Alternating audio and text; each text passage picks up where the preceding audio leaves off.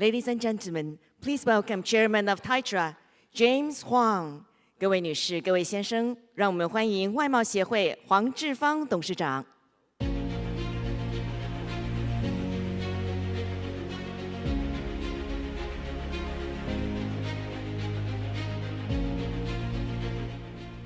Good morning, everyone.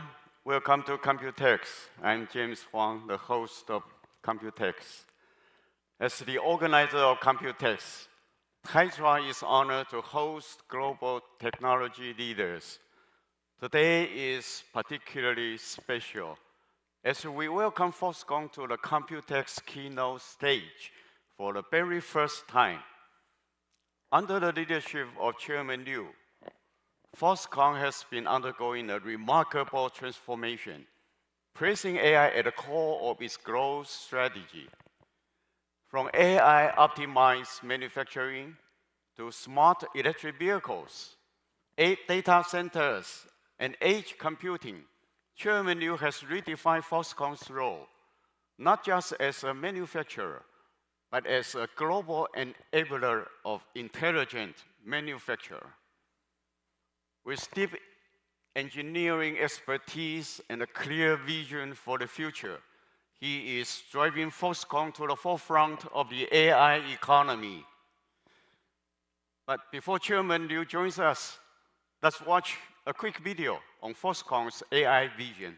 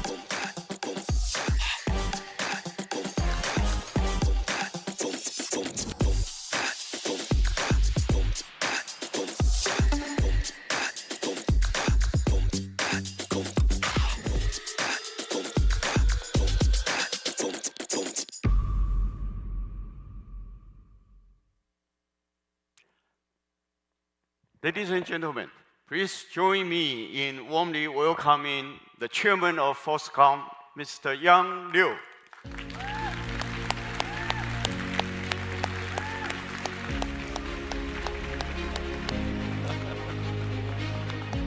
Thank you, James. Good morning, everyone. It is a pleasure to be here with you today. You have seen so many factories with so many robots running in our current factories.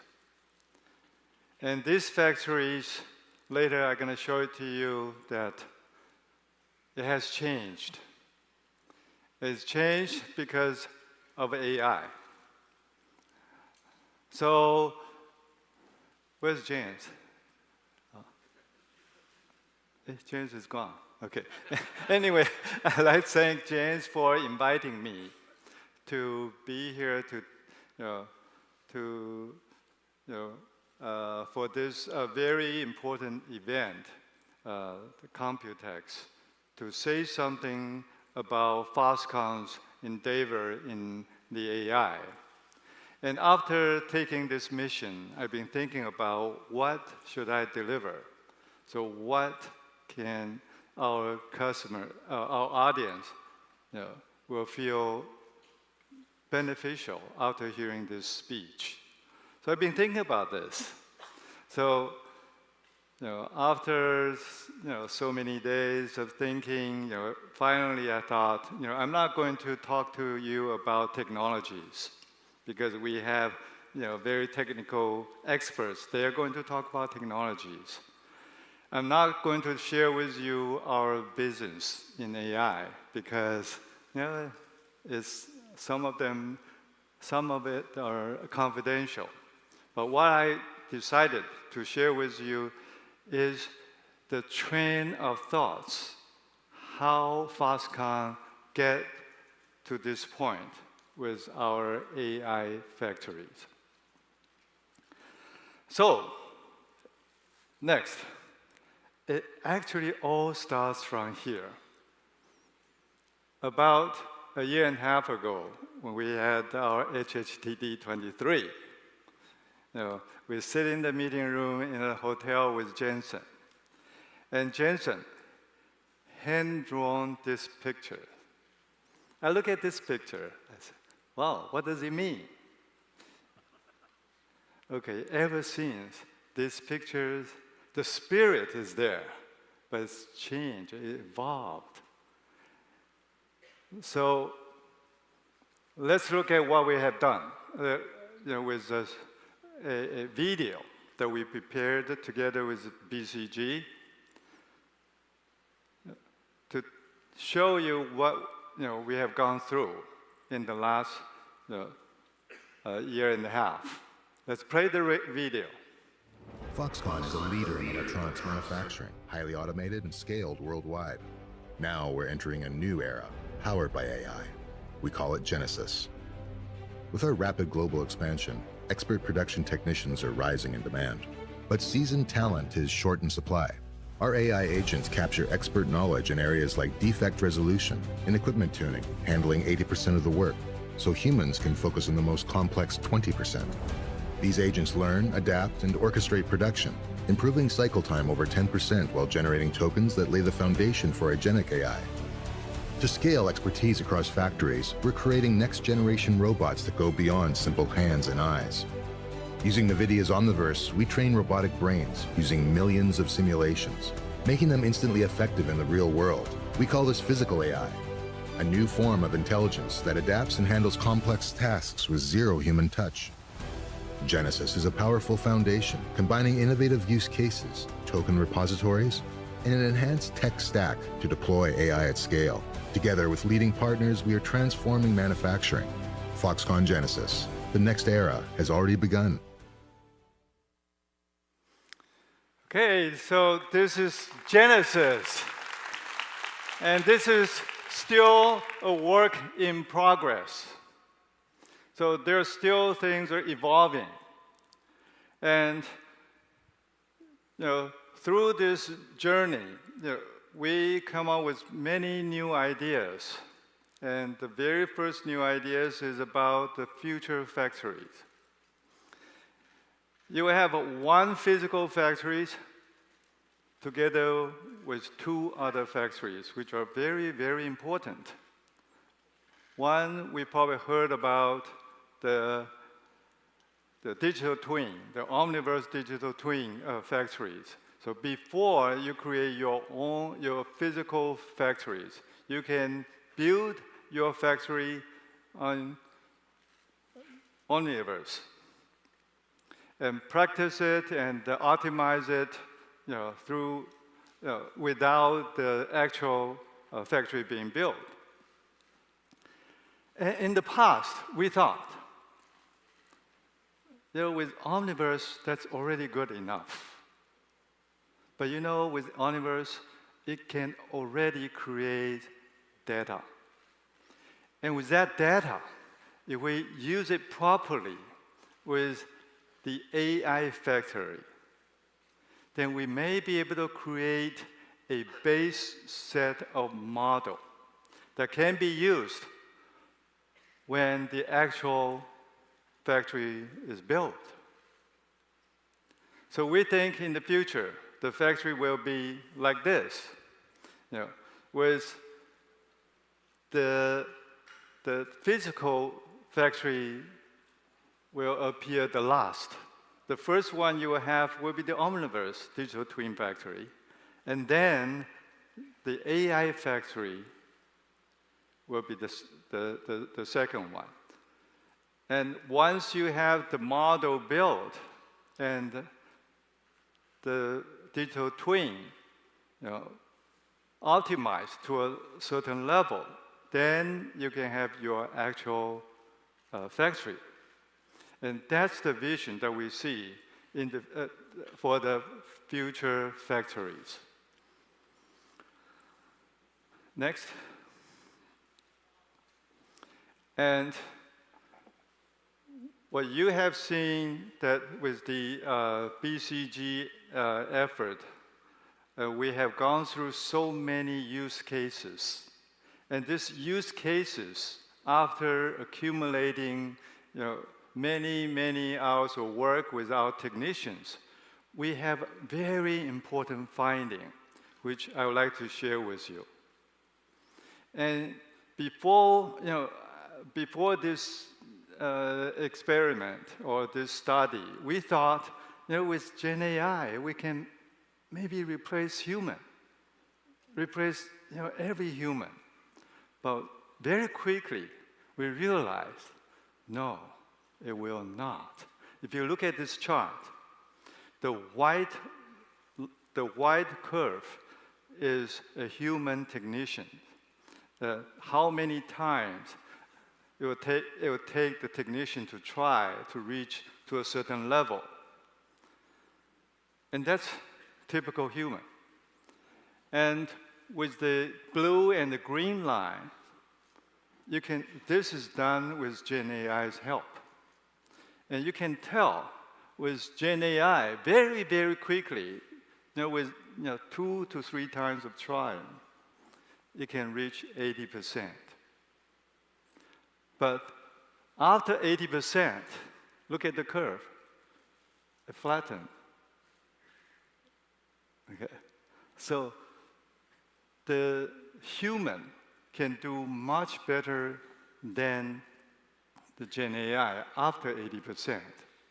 So we come up with this temporary conclusion that with Gen AI, it can help for the 80% of the work. The rest of 20% will still have to be done by the skillful workers or technicians.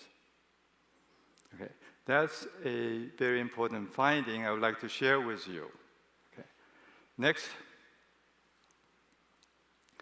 And because of the scale of Foxcon's factories, we have central divisions. And we also have many BGs. And the BGs, they have factories across the world. And how we can come up with an architecture that will be able to support this large scale and very complicated implementation. And the model, and at the same time, allows the model to evolve by itself.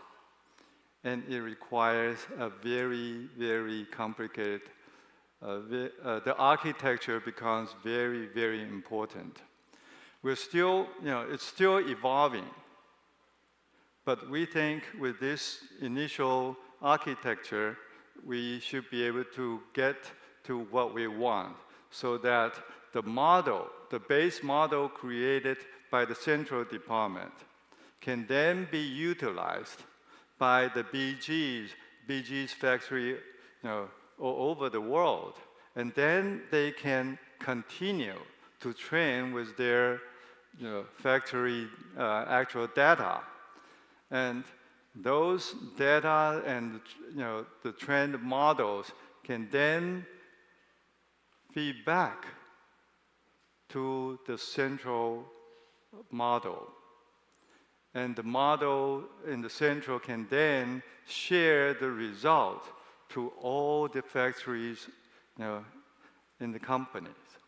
So this is the architecture that we come up with, and we think this, I just want to remind the audience that the architecture is very, very critical. It's not just the LLM itself.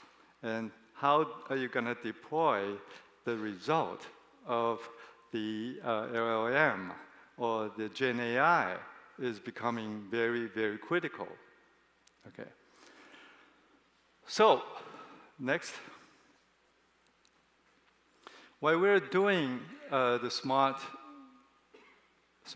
manufacturing, we're at the same time working on EVs. And you probably heard of our HHTD, Home High Tech Day. This is an annual event. In that event, we'll show to our audience our new EVs that we created in the last year.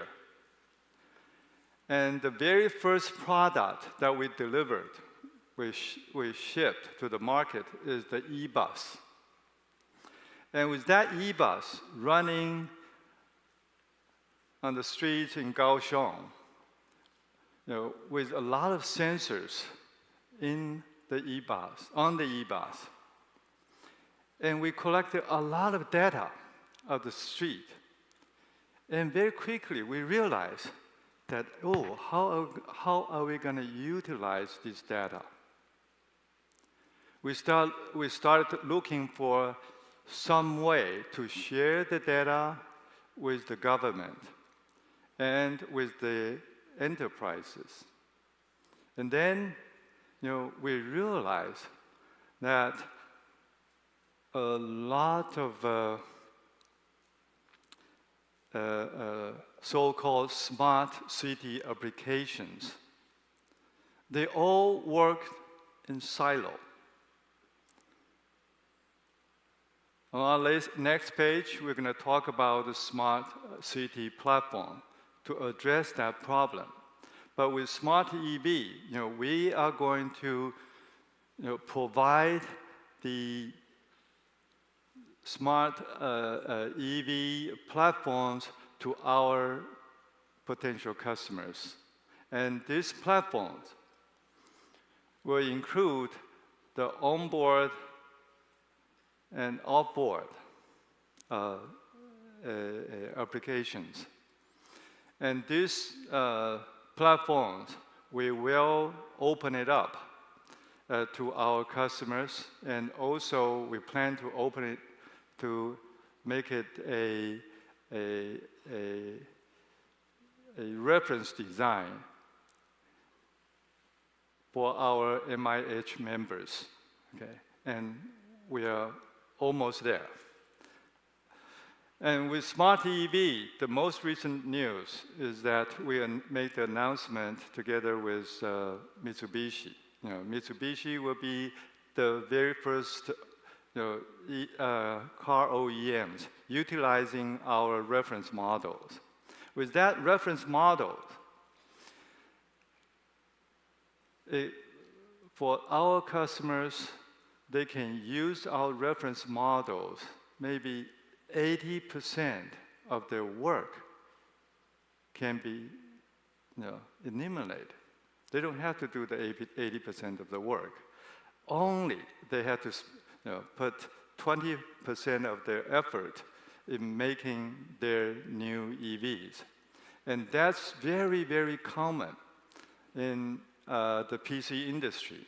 A good reference design gives a good foundation that including very thorough tests that are required for the systems. And with that test, that saves our customers a lot of time. So that significantly improves the time to market and time to cost for our customers.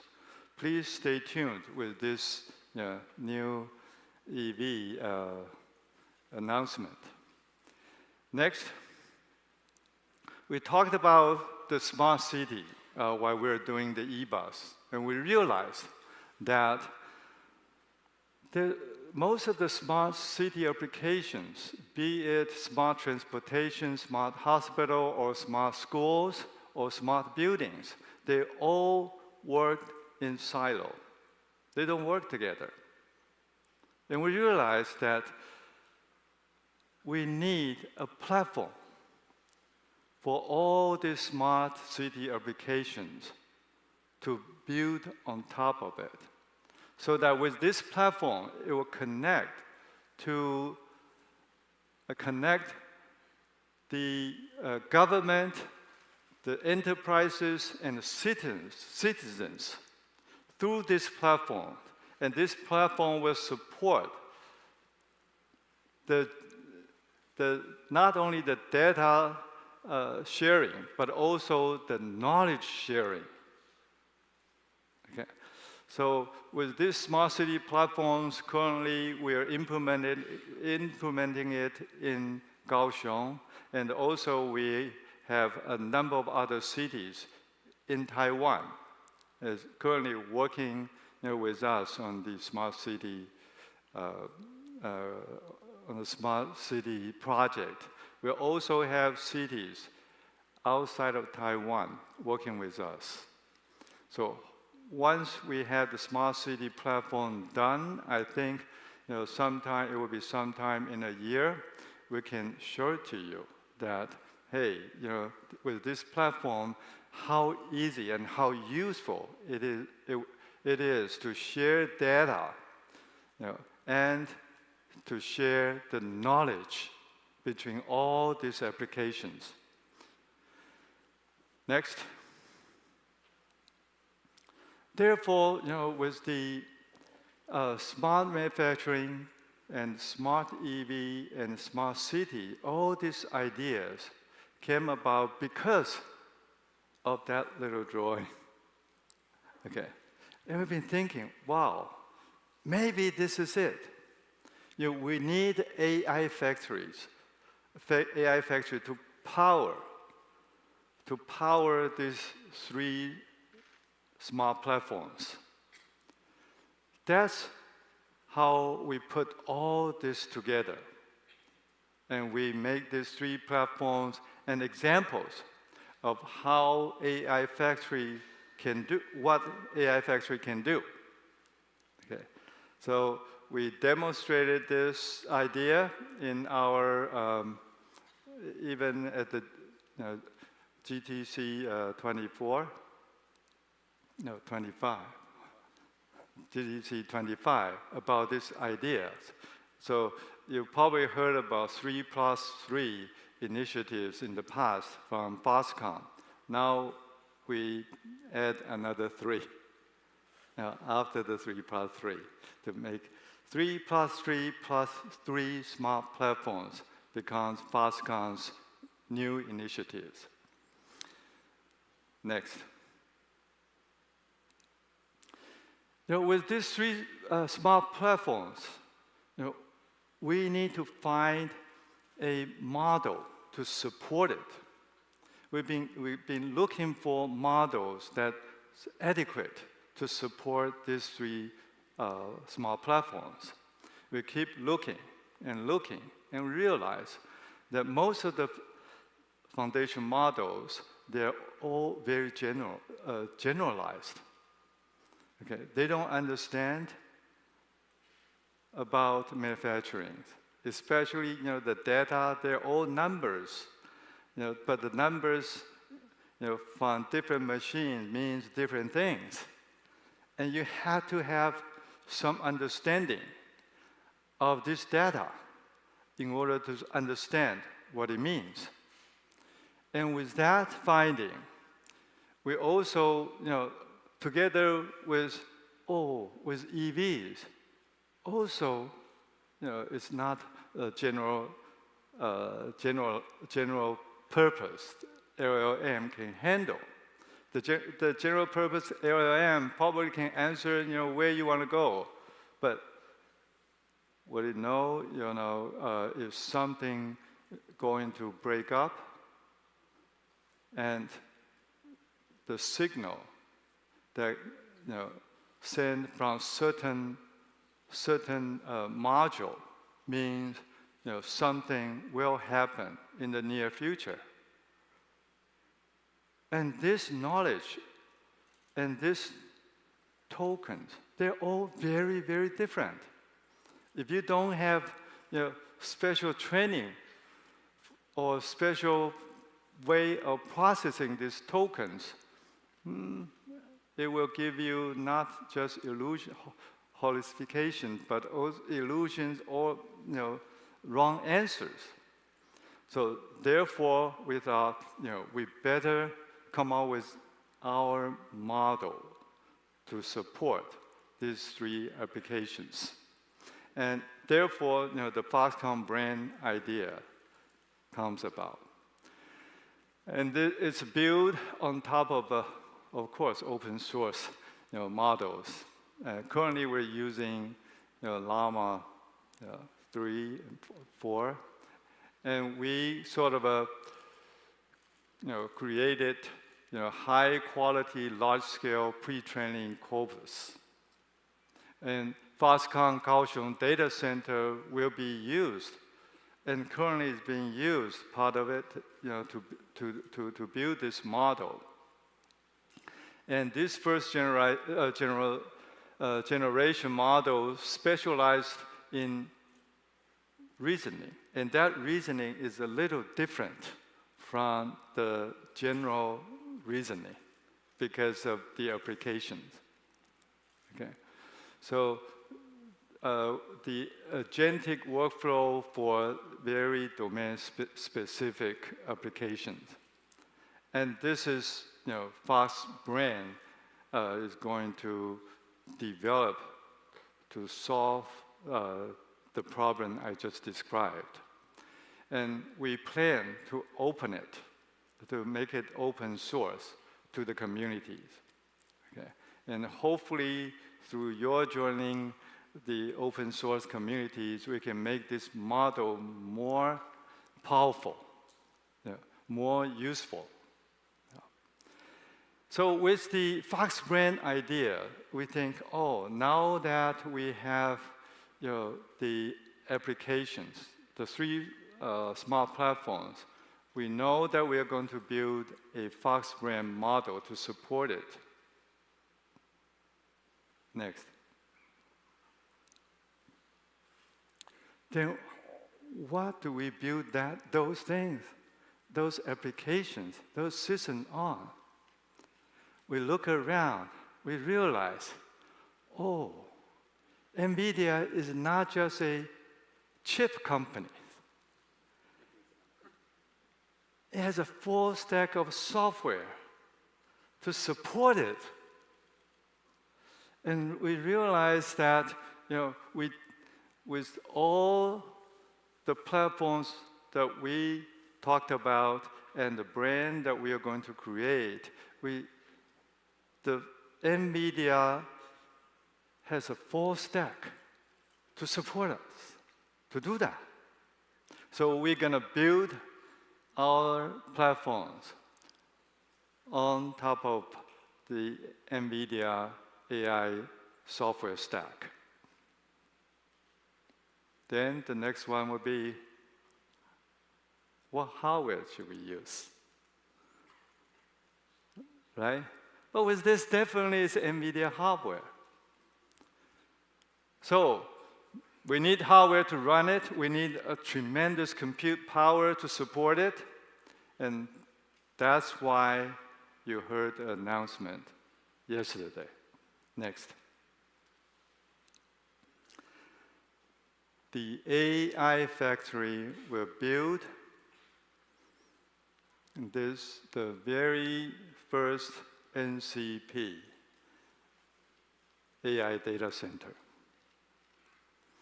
And this AI data center is targeted to have 100 megawatt of power. And the power, I don't want to use the word shortage in Taiwan. It's a very, very critical resource. So it takes us a couple of steps in order to build it up to 100 megawatts. So we will build, like 20 megawatts to start with, and then add another 40, in the next phase, then another 40. Okay. Some of it will be in Kaohsiung. The other ones we will look around in Taiwan to look for, where we can get the power the quickest.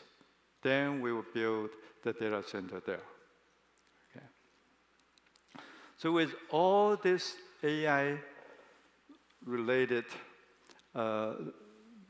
the applications, the brain, and the software stack, and hardware, and the computing power all comes within the last 18 months. We've gone through all this journey, all this exercise to come up with the current status. Together, we work with BCP and BCG and NVIDIA and other partners to create the whole ecosystems. And hopefully, with all these ecosystems, we're able to become the leader in the AI manufacturing at the least. And if we're lucky, we can become the leader in the smart city platforms. And very, very likely that will happen. Okay? If that happens, we estimated the compute power that will be needed for supporting the cities, the smart cities, would be huge. So that's why, about a year ago, when people asked us, whether you see the slowdown of the compute power requirement, I told them, no, this is just the beginning, and because we see the applications is coming, and we also see, the evolvement of the models. It will only become bigger and bigger, So don't worry. It will not slow down, at least in a foreseeable future. Okay. Next. This is another discovery that we had while we're working on the smart city. And we look at the demographic data. And we look at the issues in countries. And we realize that when a country become developed, what will happen? That if you look at the GDP paradigm or pyramid, the triangle that I'm talking about, when the country is becoming more and more prosperous, the pyramid or the triangle will shift up, leaving the bottom GDP empty. So after your country is becoming more and more developed, the GDP will become higher and higher. Then the low GDP work will have less and less number of your countrymen to do. So how do countries solve that problem in the past? They do it in two ways. One is to outsource the low GDP work to the low GDP countries. We have seen that in the past. We have seen the US outsource their work to Taiwan, and then Taiwan outsourced the work to China. And I remember when we outsourced our work from Taiwan to China about 40 years ago, the GDP there was about less than 1,000. And with their hard work, after 40 years, the GDP has grown over 10,000. So what happened? What's the impact to the society there? Most of people want to have a high-paid job, and the society is able to pay it. But what about the low GDP, low-paid job? Nobody will be interested. So, eventually they're going to outsource the low GDP job to other low GDP countries. Eventually, you will be running out of low GDP countries. Yeah, that's the limit. Another way to solve that problem is to import people from the low GDP country, the so-called immigrant workers. And this has been done in Europe, in the US, in Japan, and now in Taiwan. But that creates some social problems. But in the past, there's no other way to solve that problems. Now with the advent of Gen AI, we see a great potential of that. With Gen AI plus robotics, that will fill the void, the gap. And that's the opportunity I see. And that is a tremendous opportunities, with Gen AI plus robotics to fill the void or the gap when a country, they become more and more prosperous, the low GDP work will be done by the Gen AI plus the robotics. It's not the service, it's not entertainment. I think that's the real challenge for all developed countries. Okay? So that's a great opportunity for all of us, and I urge you and the countries, developed countries, the leaders of the developed countries, to watch the development of this very, very carefully. Okay. So I think that's the journey I would like to share with you. And as I said, we're not going to talk about the business. We're not going to talk about the technologies, just the train of thoughts, how we started and how we come out with the current stage. And as I said, this is going to evolve.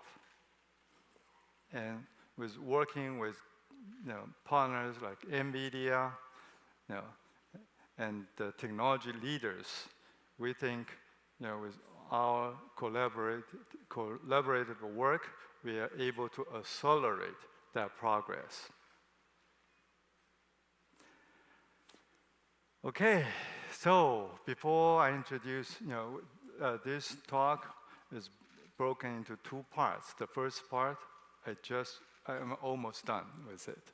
The second part, we'll have our special guest joining us. But before I introduce, that man, I would like to make a brief announcement that Foxconn will work with Tech Orange to create Taiwan's leading robots community to drive innovation and industry growth because of that GDP paradigm shift syndrome. Okay? So let's just wait and see. Okay, thank you for listening.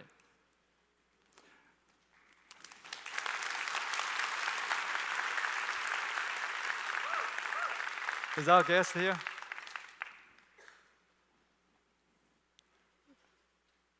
Okay, good. Wait a second. Okay, let's play.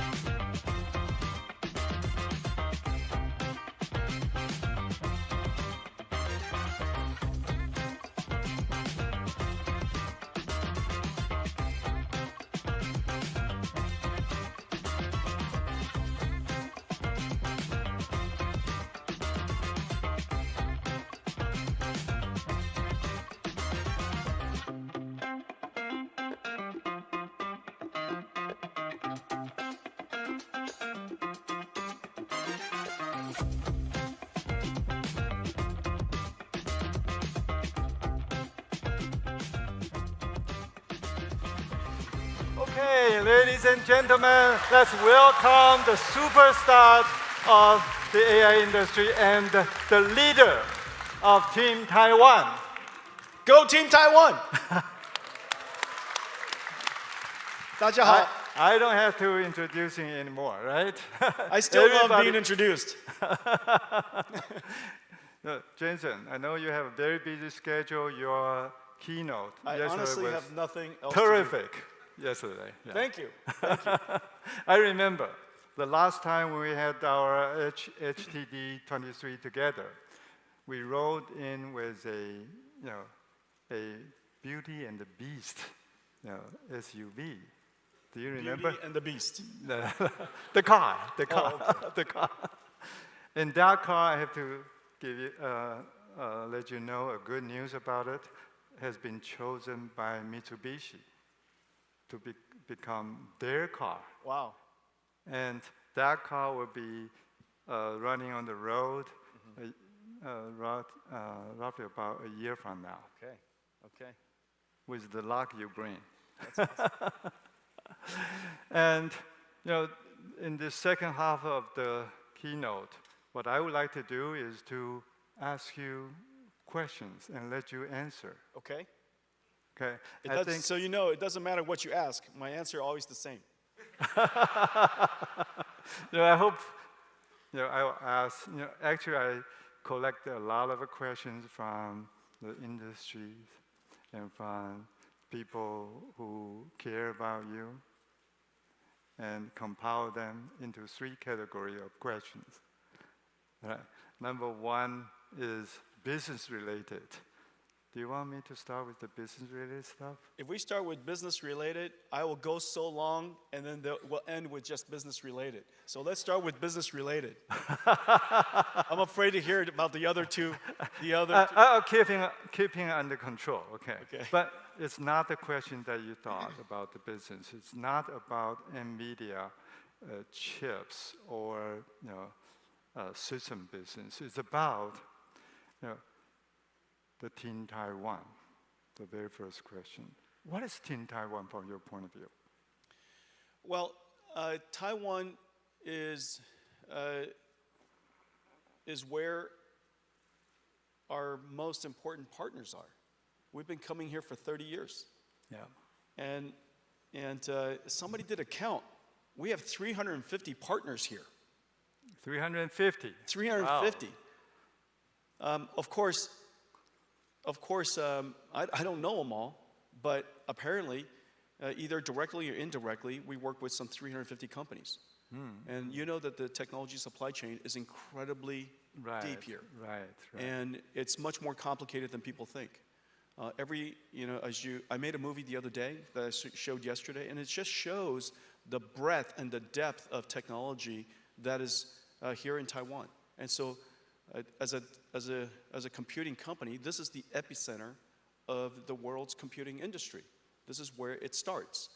And everything from the chips, of course, to the systems, and now increasingly, the pioneering work that is being done in the automation of robotic factories and building robots.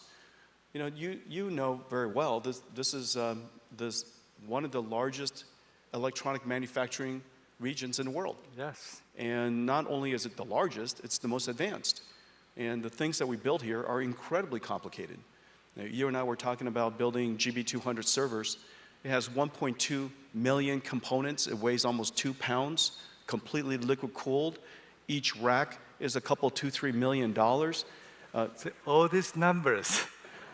And remembers. Yeah, and so they're not that hard numbers. And just so you know, I rounded them all. It's 1.8 tons. It's 1.12 million parts. Yeah, so I rounded it up for your benefit. So anyways, the technology is incredibly complicated. In order to build one of those Grace Blackwell racks, how many companies were involved and how much robotics technology is actually involved? So if you look at the work that we've done, In the last 2 years, since you and I were on stage together, starting to talk about AI and robotics, since then, Foxconn is using NVIDIA Metropolis for smart cities, NVIDIA Metropolis for smart factories, NVIDIA Isaac Groot for robotics, NVIDIA Drive for autonomous vehicles, NVIDIA Omniverse as the digital twin operating system for all of that. And yesterday, we announced that we're going to build an AI factory for you to use, for me to use, and for Taiwan, the entire ecosystem to use. Yes, yes. And so now Foxconn is going to be a world-class regional cloud provider, AI cloud provider. And so look at the breadth of work that we do together now. It covers literally every, not to mention for manufacturing inspection agents with computer vision and vision understanding. And so everything from agents to robots, robots to, robots with wheels, robots that are orchestrating robots to build robots, And so this is. I have seen that. This is robots building robots. Yeah, this in is person. This is literally happening. Foxconn. This is Foxconn. One of the most advanced technology companies in the world. You just happen to apply technology to manufacturing. We apply technology for technology's sake. You apply the technology to apply for manufacturing. And so it can't. We shouldn't be surprised, but everybody should be deeply impressed by the technology of Foxconn. Thank you very much. And so did you notice? I just want to demonstrate something. It didn't matter what he asked. No, I asked only one question, and that question. That's where it is. Go ahead and ask me about my jacket. No, I just want to demonstrate something. Okay. I'm not going to ask about jacket. Okay. No, I just want to demonstrate. It doesn't matter what you ask. You answer the same thing. Okay. I see. Because from there, I was going to talk about Omniverse and robotics. Great salesperson. Anyway, my next question is: have you heard about TEMA? From who?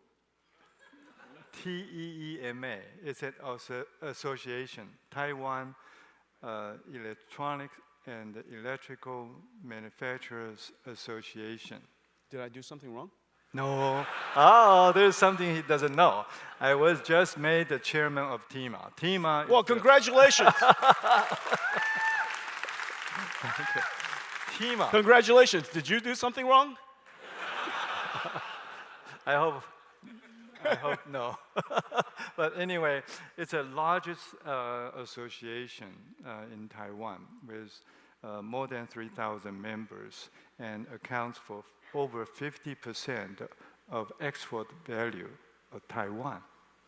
Okay, aggregate number of workers in Taiwan. I thought Foxconn represented 40% of export.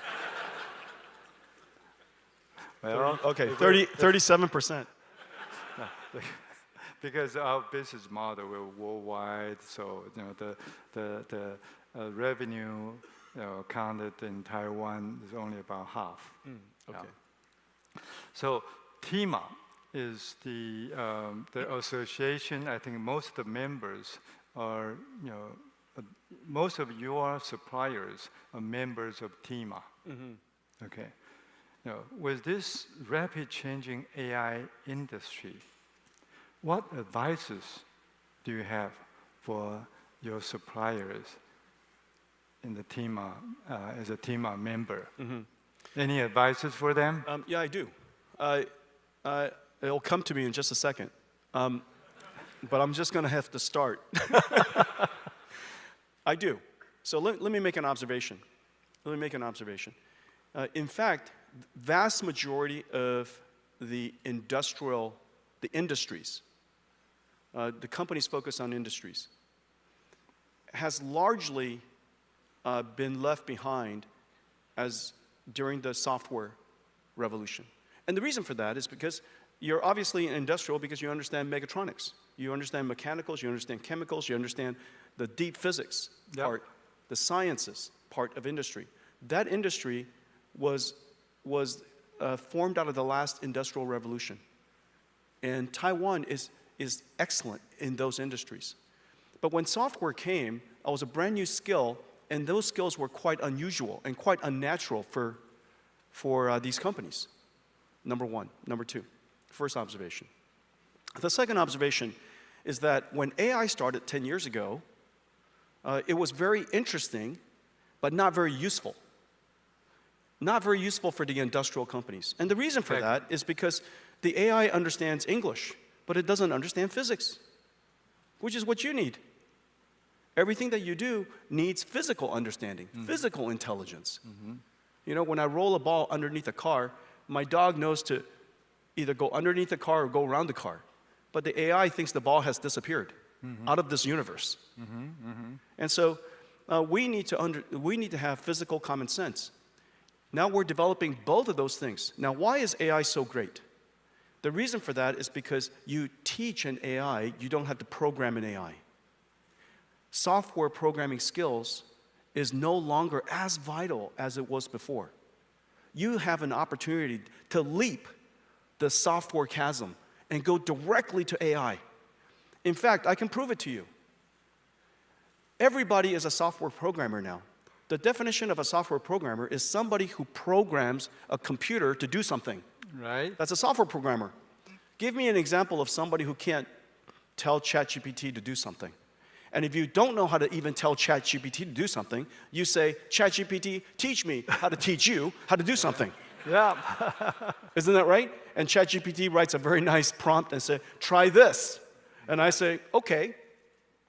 Isn't that right? Incredible. So this computer is now intelligent. And intelligent systems are easier to use. And now you have an intelligent system that's easier to use. It understands the laws of physics. We combine all of that into Omniverse. See how I came back again?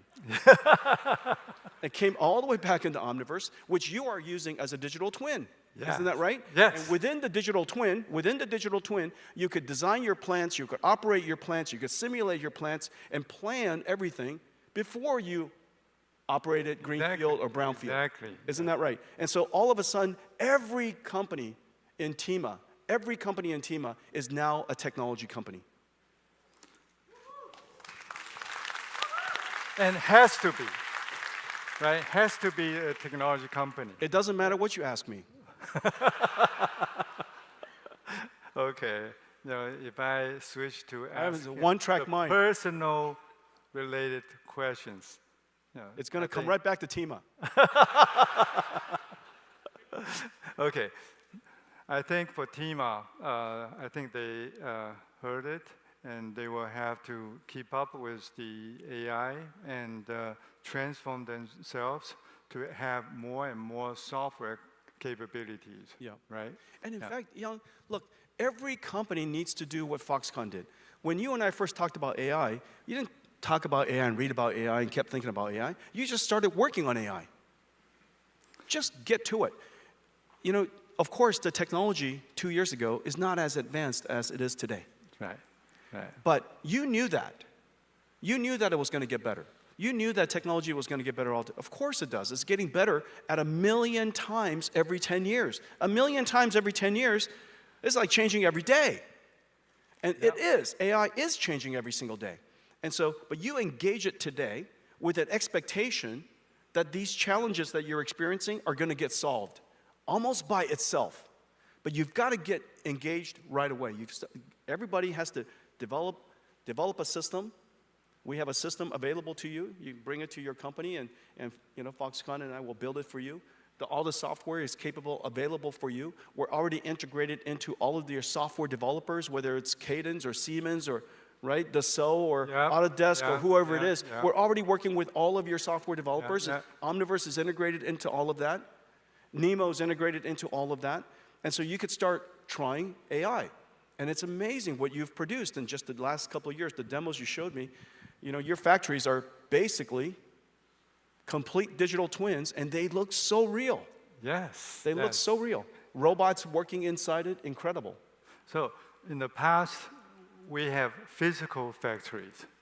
Then we use Omniverse to create digital twins. That's right. And then we realize we need AI factories to That's support both of them, That's right. to make it more and more powerful.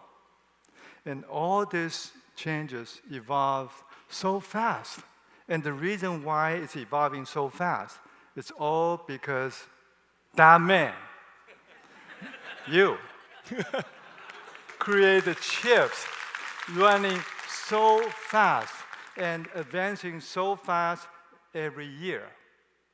And my next question for you, do you see any limit in terms of a hardware speed, for the AI? Remember, Moore's law ended. Moore's law ended because we're at the limits of physics. And so the cost of the transistor is going up, as it should. The energy efficiency of the transistors and the processors are not going up very fast, understandably. And so we have to try different skills and different techniques. And so we're developing multi-chip packages, 3D packages. Yep. One way to do that. The other way to do that, of course, is this incredible invention called NVLink, where we connect all of these chips together into one giant chip. You know, the size of the wafer is probably, like this. Yeah. And so all of these chips are working together as one. We used advanced mechanical systems and liquid cooling systems to compress the systems into one giant rack. Yep. But very importantly, software. Our architecture and the algorithms that we're developing on top of it allows us to reformulate the AI models, reformulate how the work is distributed across these supercomputers. The networking, of course, is a big challenge and a big opportunity. Instead of passing information back and forth, we could do in-network, in-fabric reduction. Yep. And so, we all send our answer together for us to combine all the answers. But why don't we just send it to the network? The network combines the answers and already sends it back to us, so we don't have to receive it. So we reduce the amount of traffic, like practically in half. And so all of these clever ideas combined has allowed us to improve AI performance tremendously. People say it's about, 2x every 6 months. I actually think it's probably working faster than 2x every 6 months at this point. It's probably like 2x every 3 months. The combination of all these things, I call it full stack, but basically you're innovating chips, innovating systems, innovating at the data center, innovating the operating system of the data center, and innovating the model all at the same time. So from what you see so far, only the sky is the limit. Looks like it. Only the sky's the limit. And this is the really amazing thing, Young. So there's the computer industry that was created. And remember, the first time I realized this was going to be an industry, that the computer industry was going to be, was when Bill Gates, in one of his interviews, and he was so young. It was 1984, maybe 1985. I heard an interview where he said that Microsoft is not a maker of word processors or spreadsheets. It's a manufacturer of software. And at the time I heard it's a manufacturer of software, what does that mean? Software is so easy to manufacture. You write one copy, and the rest of it is duplicated, okay? And the rest of it is free. And so how would you create an industry where everything that you produce is free? Well, of course, he invented licensing. Yeah. And so I didn't realize what he had in mind was a whole bunch of lawyers. But more importantly, what he meant was there's a methodology, there's a production methodology associated with software, and look at all the software they produce today. It was a visionary idea, and now it's $1 trillion industry. Well, our industry, remember, AI is a great technology, but AI is also an industry in itself. Just as software, you got spreadsheets and word but collectively, software is an industry in itself. AI is going to be an industry. However, the AI is going to be produced by factories.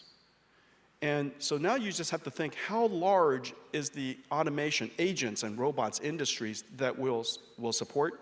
And every one of those agents and robots will need factories to produce the tokens for them at all times. I think that we've unquestionably discovered, invented, created a new multi-trillion-dollar industry, which is the reason why everybody's so excited about it.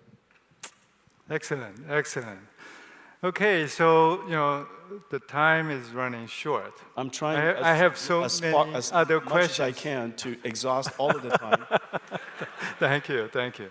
Then I'm going to skip some of the technology-related questions. I'm going to go to the personal questions. I hope you will not be offended. Okay? Let's take a technology question. In China. Everybody knows all my favorite restaurants in Taiwan anyway. No, it's not that. It's Everybody not that. knows where I'm going to be this afternoon. It's not that. There's an old Chinese saying that every successful man stands a terrific woman. I'm not going to ask you who that woman is. But I want to ask you, do you I hope it's the same one I have in mind. So, do you want to say something to her? Openly? Openly? I say the same thing to her every day. Love you, honey. That's it. And so anyways, I met her when I was 17 years old, and she had just turned 19. And so I dated an older woman for most of my life. What part of the States you met her? Oregon. Oregon. Yeah, we were lab partners in electrical engineering. Oh, lab partner. Okay, so imagine the odds. Imagine how smart you have to be to achieve this, okay? So there are 250 students in electrical engineering fundamentals. There were only 3 girls. I was also statistically impossible. Not only that, it is very clear who's the youngest person in class. I was 128 pounds going to college. Whoa. I graduated at 132 pounds or something like that. Okay, I was 128 pounds, and so I looked like a kid when in a room of adults. And so I just went up to her, and I noticed this beautiful girl in the class. Listen. And I went up to her, and I used my superpowers. Superpower? Because I knew, just looking at the audience, who everybody knows what my skills are. And so I just told her, would you like to see my homework? Because those are my superpowers. The homework. Everybody has superpowers. And so I also told her that I don't know what grades you have, probably very good. However, if you study with me every Sunday, I promise you'll get straight A's. Every Sunday. And so I had a date every Sunday. Oh, I see. Very smart. Yes. Yeah. That tells us the reason why he is so successful starts from age 17. Okay, not just now. Okay, my last question for you is that everybody is curious about your jacket, but I'm not. Recently your watch is becoming very popular. I don't know. You don't know. Where's your watch? I don't wear a watch. But on the news, is that fake news? Yeah, it's fake news. Oh, really? Oh, that's a fake news. Yeah. Then I had to tell my wife, that's a fake news. I'm not going to buy you a watch at that price. Okay, that's a fake news. That's it? No, that's fake news. I don't wear a watch. I see no watch. I don't care about the time. Right now is all that I would care about. That's why I don't wear a watch. I'm 100% right here. Okay. He really confused me. Is that watch news a fake news? It's probably a fake watch. Okay, thank you very much. We're very happy to have you here, and through the conversation, we know the other side of Jensen, and hopefully it will help you, to know Jensen more besides his chips and his success in his business. Well, my chips are pretty good. And don't let me But if I could say, Young, I am delighted by our partnership. Obviously, we're manufacturing the most advanced computers the world's ever seen and ever known. And during our meeting yesterday, one of your leaders said, no one has ever manufactured systems this complicated. But very importantly, no one has ever manufactured supercomputers at this rate. Yes. Most of the time, you plan a supercomputer for 3 years, and you build one. We're cranking it out every hour. And so the idea that we're doing this at the scale that we're talking about is extraordinary. But that's the work that we do together for my benefit. The thing that I'm really excited is that you then use this incredible AI technology to revolutionize, transform Foxconn. Yes. And also to make it available for all of the Taiwan researchers and students and other startups and all the industries. I think it's a great example that you're showing. It's great that you're revolutionizing your own company with technology. You were an amazing technology company already before. Now you're an extraordinary technology company. And then everything that you do for Taiwan. So I'm very, very grateful. Thank you.